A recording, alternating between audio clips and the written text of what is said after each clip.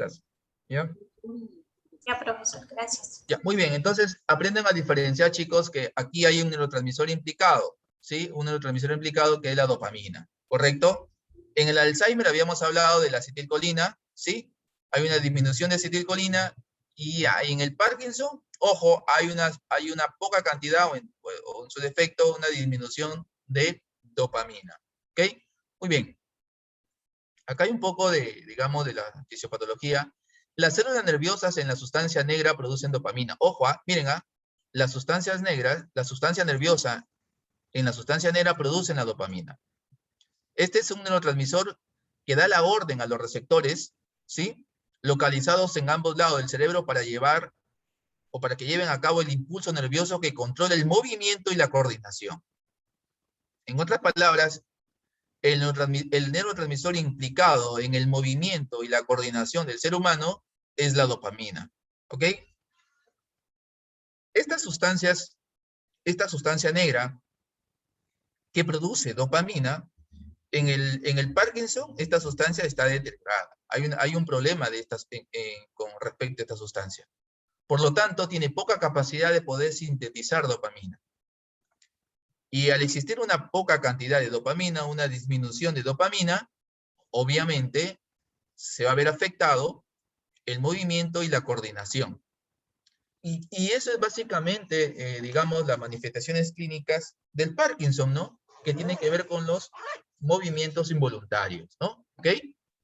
Entonces tenemos ahí disminución de dopamina, ya que donde se produce la dopamina, que es la sustancia negra, está deteriorado, ¿no? Hay una destrucción de la sustancia negra, por lo tanto, me ocasiona una disminución de la dopamina, y por lo tanto, se va a ver afectado el movimiento y la coordinación, ¿no? Y eso digamos, son los signos y síntomas clásicos del Parkinson, los movimientos involuntarios. El MAR del Parkinson es un trastorno lentamente progresivo que afecta el movimiento, el control muscular y el equilibrio, ¿no es cierto? Básicamente en eso se centra, digamos, el aspecto que uno puede observar las manifestaciones clínicas del Parkinson, ¿no? En cuanto a los movimientos involuntarios, ¿no? Y ojo también a las ciertas, digamos, contracciones musculares y obviamente con el equilibrio, ¿no? O sea, te cuesta o tiene dificultad el paciente de repente para coger una taza, ¿no? Para coger un tenedor, ¿ok? Muy bien, entonces esto entiendan, ya esa es la fisiopatología, una pregunta clave de examen, ¿sí? La disminución de la dopamina. ¿Y por qué hay disminución de dopamina? Por la destrucción de la sustancia negra. ¿Y qué tiene que ver la sustancia negra? La sustancia negra es la que produce dopamina, ¿ok? La sustancia negra produce dopamina. Y esta dopamina, a su vez, me conlleva a la disminución de los movimientos y la coordinación, ¿ok? Muy bien. Aquí algo interesantísimo, miren, con respecto a la etiología. Formación de radicales libres, de repente para muchos de ustedes es un término nuevo.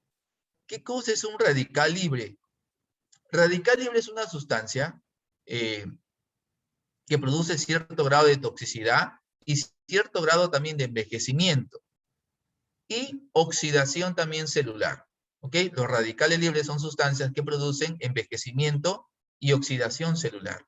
¿Ok? Envejecimiento de nuestras células a través de una oxidación. Los radicales libres producen oxidación. ¿Ya? Aquí les voy a comentar un poquito más porque es interesante mencionarlo. Los radicales libres producen oxidación celular y por ende envejecimiento de nuestras células. ¿Ok? ¿Dónde, profesor, yo encuentro radicales libres? En la contaminación ambiental, en ciertos alimentos, alimentos procesados, en el cigarrillo, en el alcohol. Son sustancias que me conllevan digamos, o que contienen bastantes radicales libres.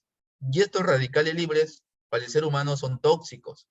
¿Ok? Entonces, el exceso de radicales libres puede conllevar a un envejecimiento y a un deterioro de ciertas células.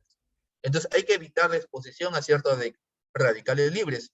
La contaminación ambiental, el plomo, el mercurio, el plástico, ¿no? Ciertos aspectos en el ambiente que conllevan nos proporcionan radicales libres que son altamente tóxicos para nosotros.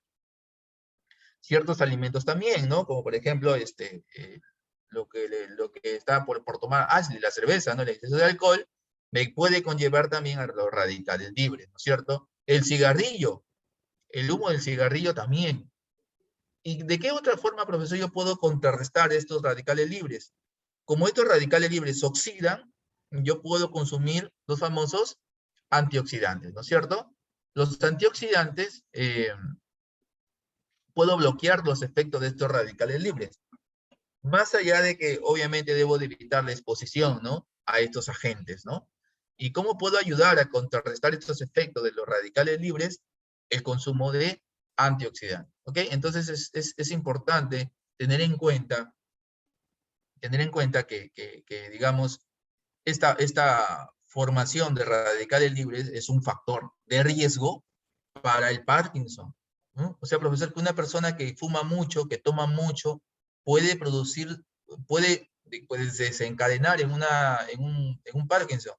Bueno, hay una alta probabilidad, ¿no es cierto? Hay una alta probabilidad, ¿ok? Y ya saben dónde encontramos los radicales libres, ¿no? O sea, hay que tener muchísimo cuidado en la exposición de los radicales libres, ¿no? Destrucción selectiva de las neuronas dopaminérgicas, ¿no? Por una toxina externa o interna. Sí, hay ciertas bacterias que pueden también vertir ciertas toxinas y pueden dañar estas neuronas dopaminérgicas que tienen que ver con la producción de dopamina, ¿no? También tenemos un factor genético, ¿no? El factor genético. Hay también un desgaste de las neuronas dopaminérgicas debido a la edad. Miren, entonces, esta es la etiología. Ojo, pregunta de examen. Radicales libres, destrucción selectiva de las neuronas dopaminérgicas, hay un factor genético, ¿sí? Hay un desgaste de las neuronas también debido a la edad. O sea, la edad también puede ser un factor de riesgo, ¿ok? Muy bien. Esto es, bueno, lo que les acabo de mencionar con respecto a los radicales libres, ¿no? Radical libre produce, ¿no? Un envejecimiento a través de una oxidación. Para evitar esto, en el cerebro se encuentran llamados antioxidantes, ¿sí? Entonces, aquí mucho cuidado con la exposición a estos radicales libres. ¿Ya, chicos? Como acá muy bien lo mencionan, ¿eh? No se sabe si son la causa o la consecuencia de la enfermedad, pero un cerebro de una persona con Parkinson es incapaz de hacer funcionar los antioxidantes, como lo que es el proceso de oxidación, daña las neuronas hasta matarlas. Imagínense, la exposición a radicales libres nos puede conllevar a un factor muy preocupante de desarrollar un problema de Parkinson. ¿De jóvenes?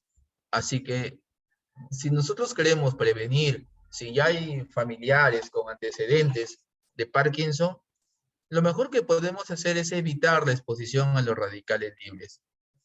Y mejor aún, consumir alimentos ricos en antioxidantes, ¿no? La fruta, las verduras, ¿no? Una alimentación altamente saludable para poder neutralizar los efectos de los radicales libres. Los radicales libres producen una oxidación a nivel celular y eso me puede conllevar a un envejecimiento de las mismas. ¿Ok?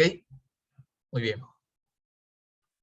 Estas son las que, esta es, digamos, un poco la fisiopatología del Parkinson, donde nos indica la destrucción de las neuronas dopaminérgicas. No se olviden que en el Parkinson hay una disminución de dopamina. Estas son las neuronas cuyo neurotransmisor primario es la dopamina, ¿no es cierto? Miren, la exposición a pesticidas o toxinas en los alimentos nos pueden conllevar a una destrucción de las neuronas dopaminérgicas. Hay muchos alimentos, muchos alimentos que tienen en sus cultivos bastante plaguicidas y pesticidas, ¿no? De preferencia tratar de consumir alimentos orgánicos, ¿no? Esta toxina, ¿no? La MPTP, la tetrahidropiridina, es una toxina también que induce síntomas similares a la enfermedad del Parkinson, así como lesiones en la neurona de la materia gris en los seres humanos y en los animales, ¿no?